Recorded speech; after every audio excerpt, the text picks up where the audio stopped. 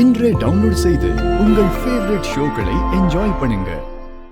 அவர் எனக்கு பண்ண calls, message, கால் recording எல்லாமே இருக்குங்க ஐயா. கொடுங்க. தரங்க ஐயா. அப்போ இதுவும் சித்தரிக்கப்பட்ட வழக்கு தானா?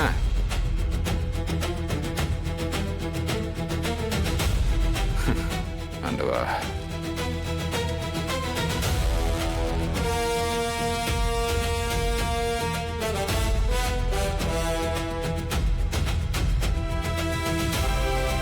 வீரா மாதிரி நேர்மையான அதிகாரிகளுக்கு இந்த மாதிரி தப்பான ஆளுங்களால ஆபத்து வரதான் செய்யும். ஆனா அதுக்கு பயந்துடாம, ஒதுங்கி ஓடிடாம நின்னு தான் நிரபராதின்னு வீரா நிரூபிச்சு காமிச்சிருக்காங்க. இவங்க சமூகத்துக்கு ஒரு முன் உதாரணம்.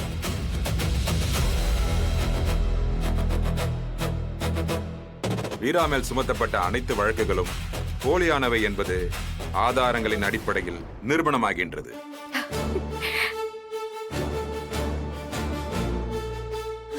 கடவுளே, வீரா குற்றமற்றவர் என்று இந்த நீதிமன்றம் தீர்ப்பளிக்கிறது.